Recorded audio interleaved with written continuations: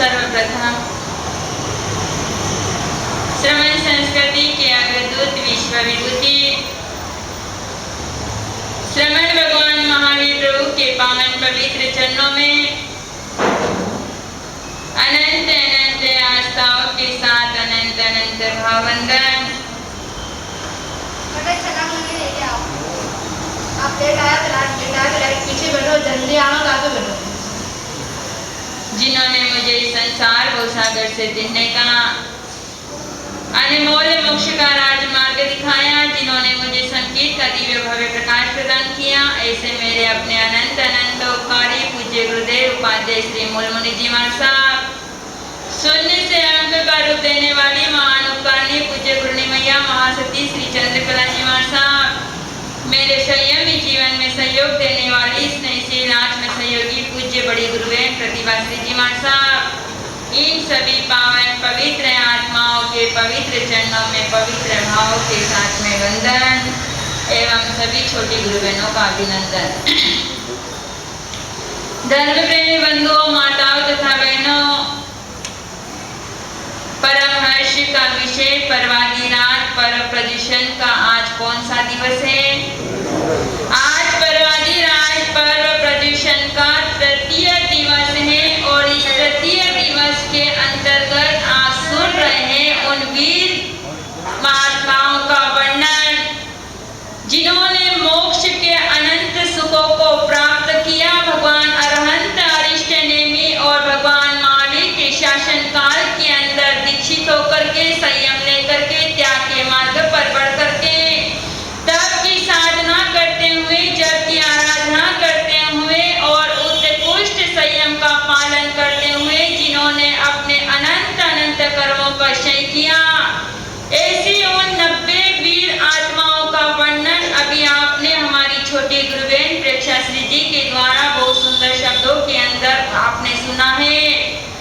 अब हम चलते हैं हमारे विषय के ऊपर कि हमें भी मोक्ष में जाना है, हम भी मोक्ष में जाने के लिए तैयार हैं। आप सभी तैयार हैं?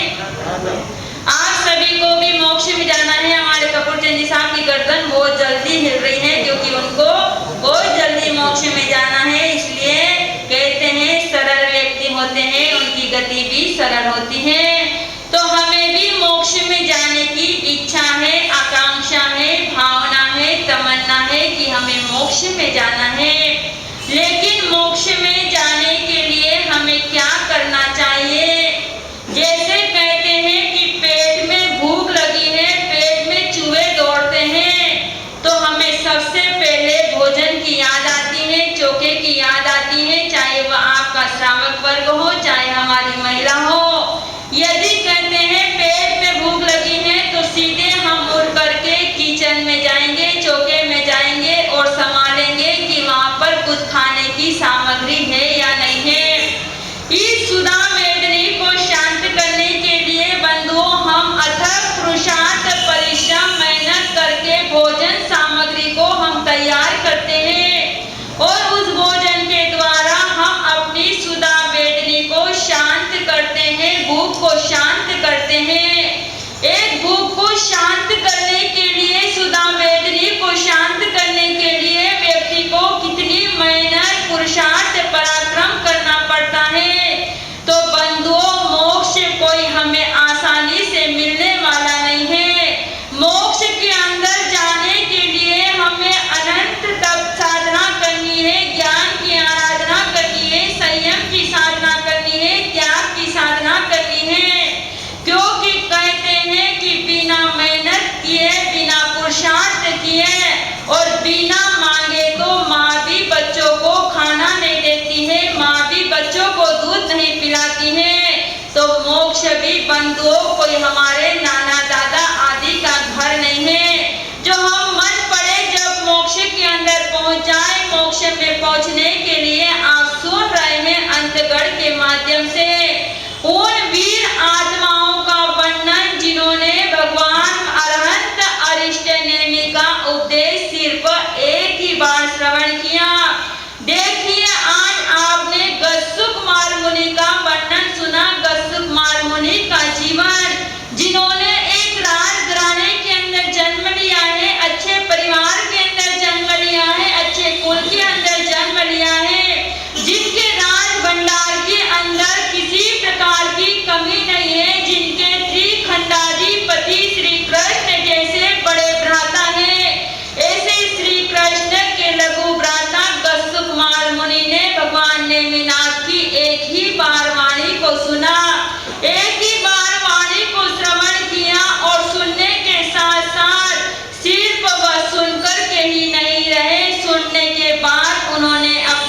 मन के अंदर आचरण में भी लिया और आचरण में लेते लेते अपने जीवन को त्याग मार्ग के अंदर, वैराग्य मार्ग के अंदर, संयम मार्ग के अंदर अग्रसित किया। आज मैं आपसे पूछती हूँ कि आप भी संतों की वाणी सुनते हैं, आपने भी बड़े बड़े आचार्य भगवंतों की, उपाध्याय भगवंतों की, बड़ी बड़ी महासाधियों की आपने जिन वाणी को सुना है, क्योंकि बचपन से लेकर के आज हम 55 की उम्र के अंदर पहुंच रहे हैं। आज हमारे काले बाल से सफेद बाल होते हुए चले जा रहे हैं और कई श्रावक श्राविका तो आज इतने होशियार हो गए हैं, क्योंकि सारा संसार के अंदर माहौल बिगाड़ने वाला यदि है तो ब्यूटी पार्लर है। आज व्यक्ति सफेद बाल की जगह वापिस पुनः काले बाल कर रहा है, यानी कि जवानी से वापिस बचपने में जाना है, बुढ़ापे से वापिस जवानी के अंदर आना है। बंधुओं कहते हैं वर्षों व्यतीत हो गए आचार्य भगवंतों की, उपाध्याय भगवंतों की, महासतियों की वाणी को सुनते सुनते कहते हैं कि कच्चे स्थानक से पक्के स्थानक बन गए हैं। कई श्रावक श्राविकाओं की कई प्रकार की मालाएं टूट गई है, आसन फट गए हैं, बेटे फट गए हैं, लेकिन अभी तक हमें बड़े अफसोस की बात है कि आज वर्षों व्यतीत हो गए हमें जिन वाणी को सुनते सुनते, लेकिन पहली कक्षा के अंदर थे और पहली कक्षा में ही हम बैठे हुए हैं। यदि हमने जिन वाणी को श्रद्धा से सुना है, आस्था से सुना है और मन लगा करके जिन वाणी को सुना है, तो हम कम से कम अपने जीवन के अंदर एक व्रत को, श्रावक के 12 व्रतों में से आपसे जितने निभे इतने व्रत तो आप अंगीकार कर सकते हैं। तो चलते हैं हम अपने विषय के ऊपर कि हमें मोक्ष में कैसे जाना है, मोक्ष कैसे प्राप्त करना है। तो मोक्ष में जाने के लिए हमारे वीतराग भगवंतों ने, हमारे ज्ञानी गुरु भगवंतों ने, हमारे आचार्य भगवंतों ने 4 प्रकार के द्वार बताए हैं।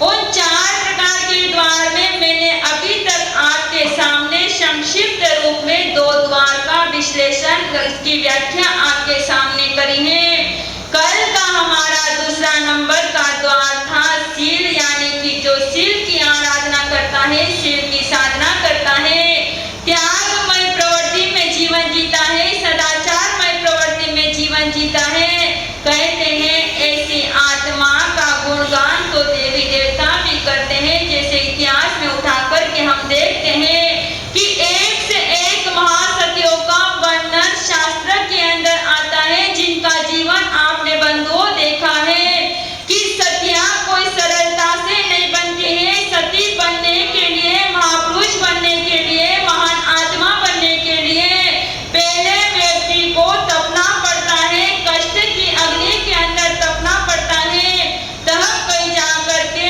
उनका नाम इतिहास के पृष्ठों पर अंकित होता है। क्योंकि कहते हैं 2 प्रकार की नारियां होती हैं। एक नारी वह होती है जिसकी शील की परीक्षा होती है, शील की रक्षा के लिए कई प्रकार के संकटों का सामना करना पड़ता है, और एक नारी वह होती है जिसकी शील की परीक्षा नहीं होती है। क्योंकि बंधुओं कहते हैं अग्नि के अंदर सोने को तपाया जाता है, पीतल को नहीं तपाया जाता है। सोना जितना तपता है उतना कुंदन बन करके आता है। उसी प्रकार ज्ञानी महापुरुषों ने कहा है कि परीक्षा नारियों की नहीं होती है, सन्नारियों की ही परीक्षा होती है, और उसी नारी का जीवन संत के जीवन के अंदर एक दिन महान जीवन की गिनती में आता है।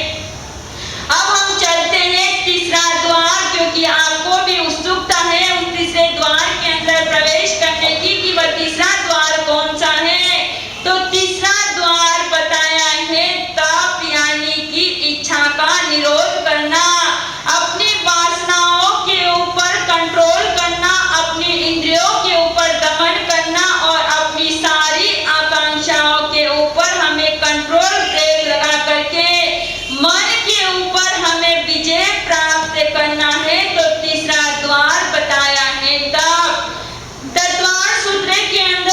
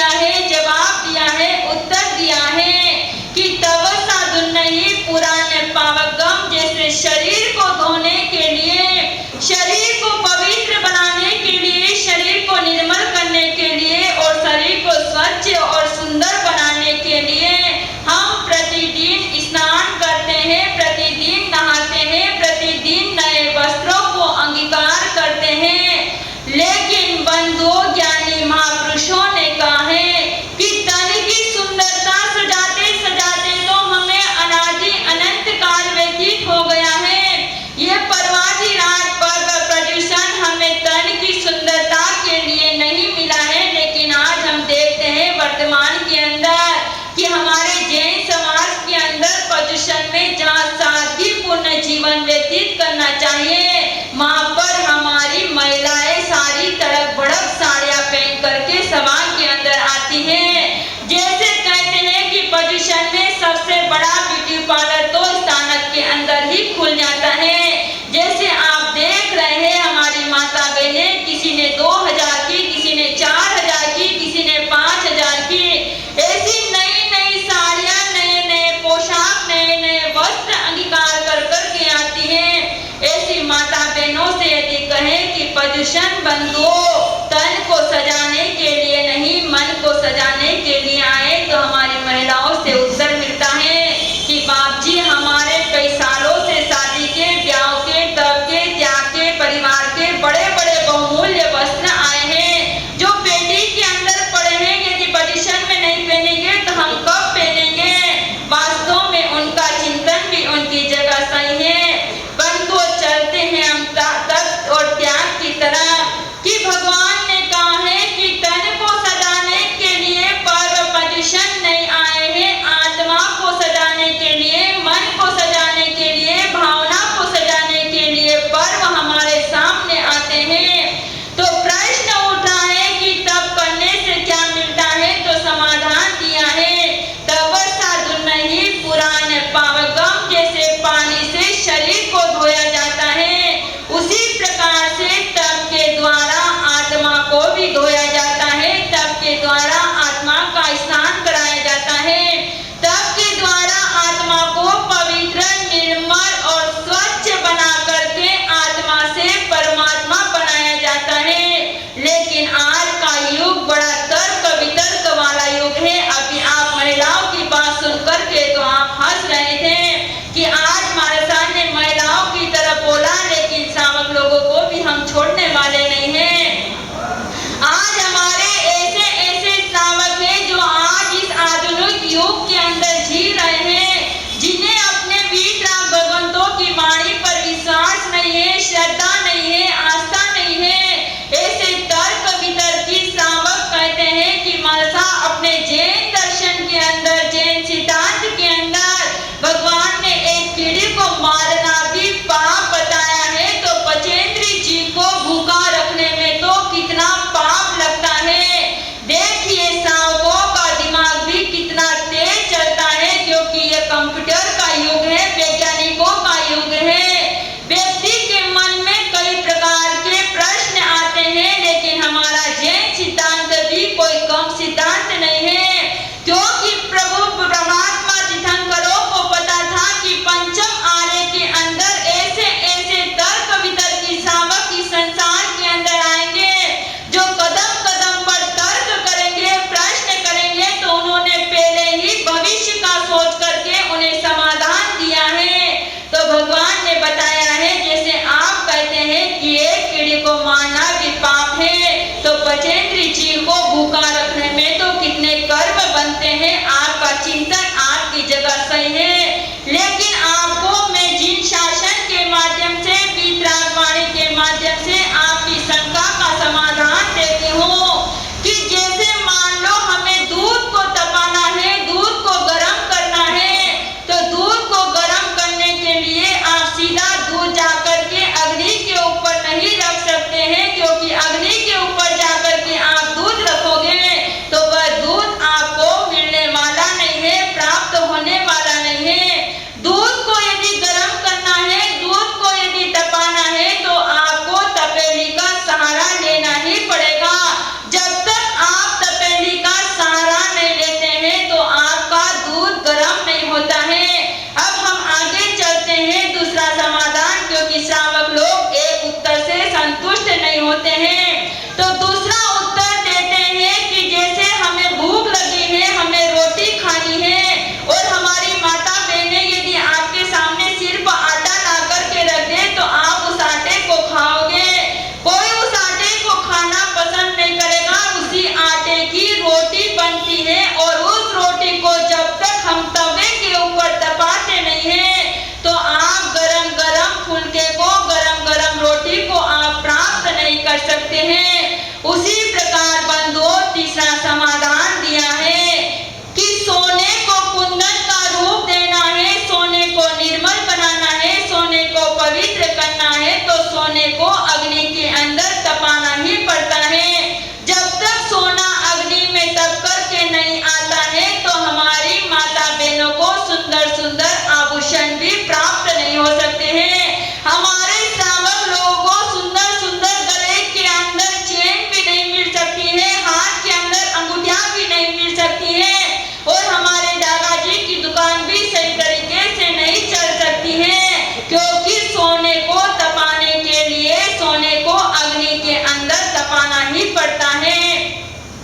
उसी प्रकार हमारे ज्ञानी महापुरुषों ने भी कहा है कि शरीर को जब तक हम नहीं तपाएंगे तब तक हमारी आत्मा कुंदन नहीं बन सकती है, क्योंकि शरीर और आत्मा का अनादि अनंत काल से सहयोग है, एक दूसरों से जुड़े हुए हैं। बिना शरीर के आत्मा रह नहीं सकती है और बिना आत्मा के शरीर टिक नहीं सकता है।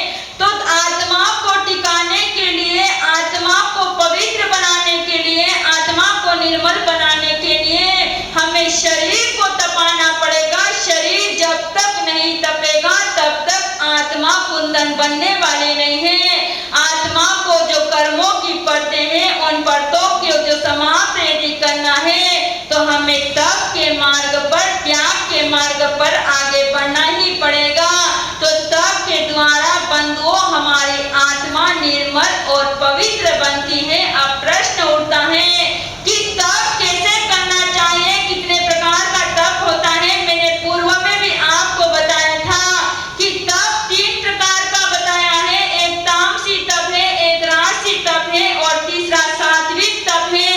तामसी तप जैसे मान लो पिता पुत्र में अनबन हो जाती है, झगड़ा हो जाता है, तो सबसे पहले हम भोजन की थाली को ठोकर मारते हैं और कोई पास में साधु संत होते हैं तो गुस्से में आते हैं और कहते हैं मां साहब आज मुझे उपवास बच कर दो। हमारी माता बहनों के अंदर, यदि सासू बहू के अंदर, ननद देरानी जेठानी के अंदर बोलाचाली हो जाती है तो खाना छोड़ देते हैं और दिन भर भूखे रह जाते हैं और फिर कहते हैं कि मुझे तप है। लेकिन बंधुओं ज्ञानी महापुरुषों ने कहा है ऐसा तप नहीं होता है। ऐसी प्रवृत्ति वाला व्यक्ति तामसी प्रवृत्ति वाला होता है।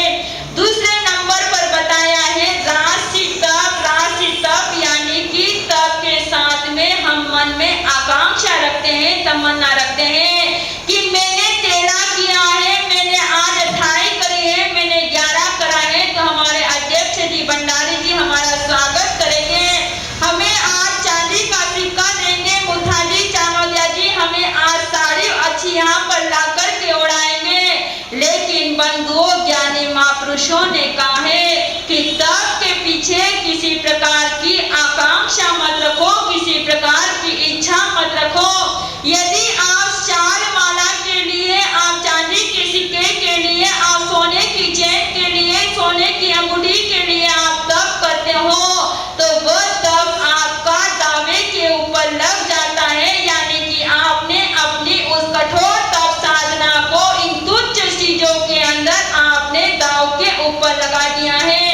अब हम आगे चलते हैं कि आज हम देखते हैं हमारे जैन समाज के अंदर जहाँ पर आरम सारम आडंबर का निषेध किया गया है। लेकिन आज हमारे बड़े बड़े परिवारों के अंदर, बड़े बड़े घर के अंदर यह परंपरा बहुत खराब नजर आती है।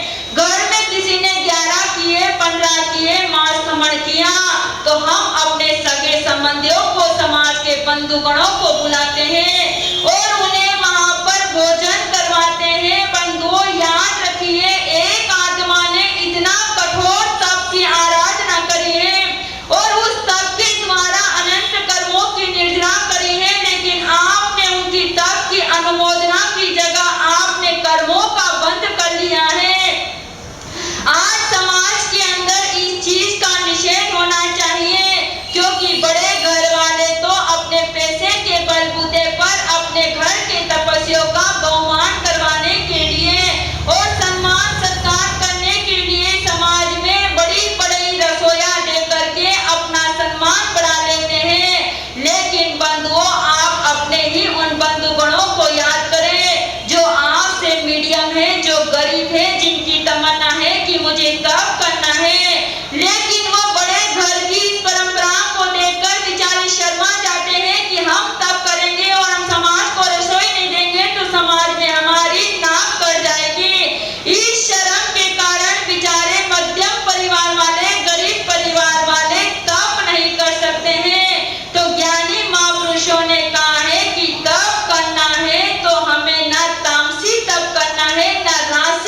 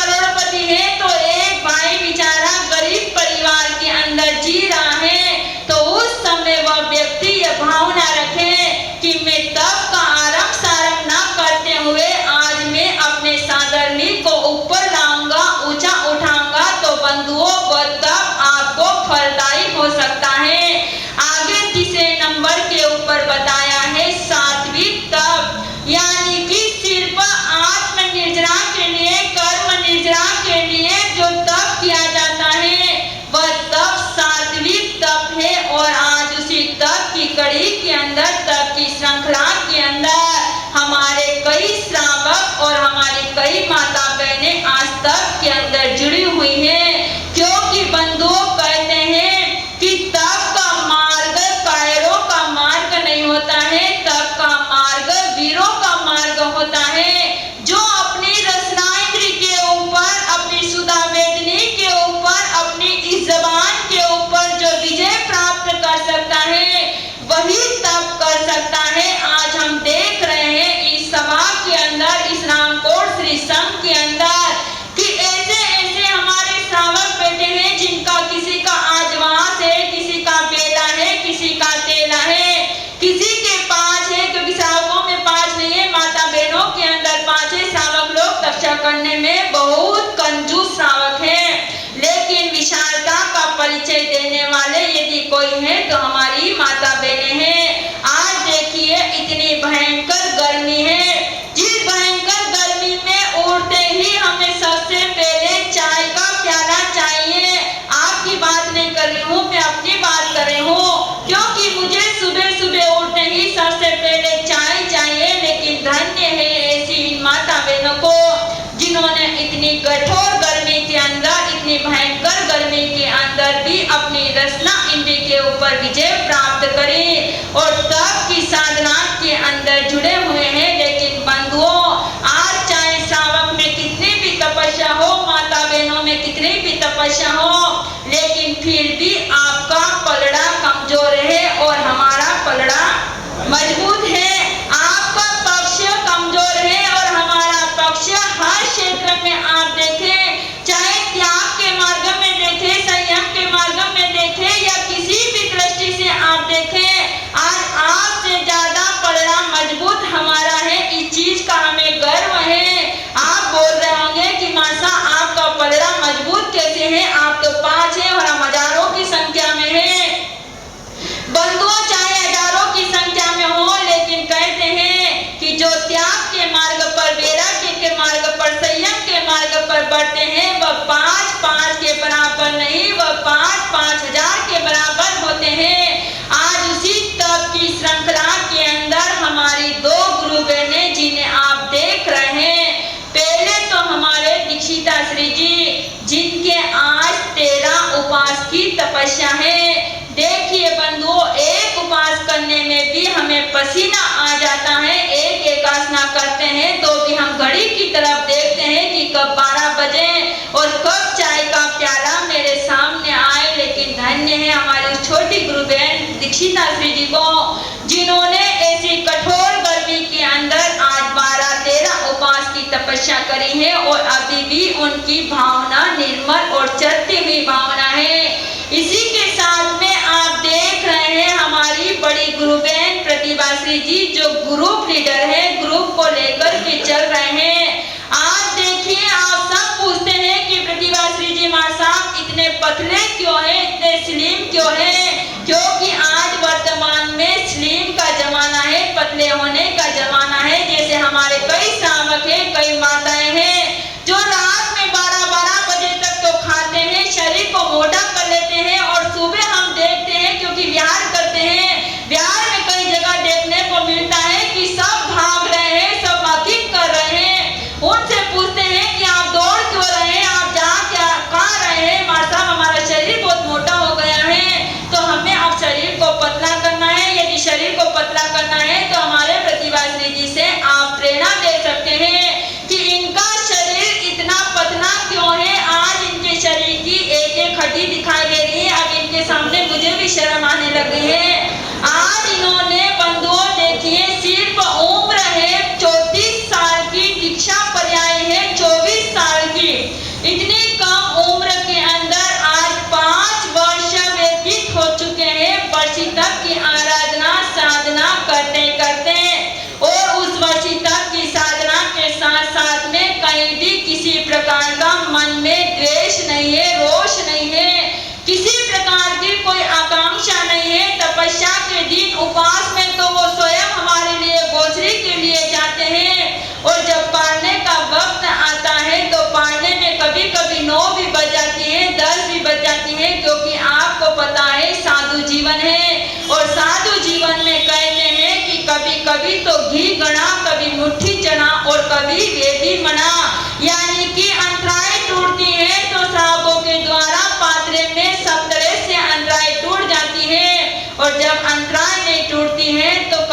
कभी बेला भी पचकना पड़ता है, लेकिन फिर भी संभाव से तप की साधना में जुड़े हुए हैं। तो आप सभी को स्लिम बॉडी करना हो, पतली बॉडी करना हो, तो हमारे प्रतिभा श्री जी से प्रेरणा ले सकते हैं। तो हमारा मोक्ष का तीसरा द्वार चल रहा है तप का।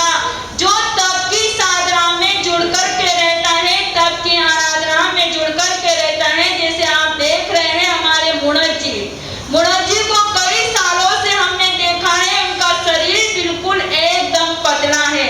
वह भी लगता है कि वह गुप्त तपस्या करते हैं, इसलिए उनका शरीर पतला नजर आ रहा है।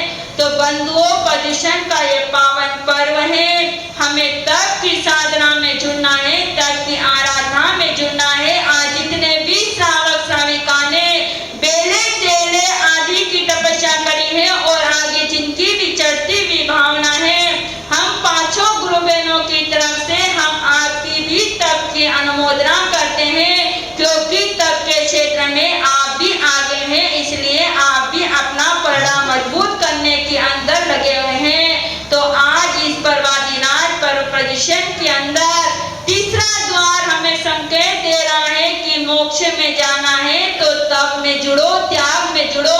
आपसे उपवास नहीं हो तो एकासना करो, एकासना नहीं हो तो व्यासना करो, व्यासना नहीं हो तो कम से कम हम एक नौकाशी तो कर सकते हैं, क्योंकि कहते हैं कि एक नौकाशी करने से 100 साल के नरक का आयुष्य टूटता है।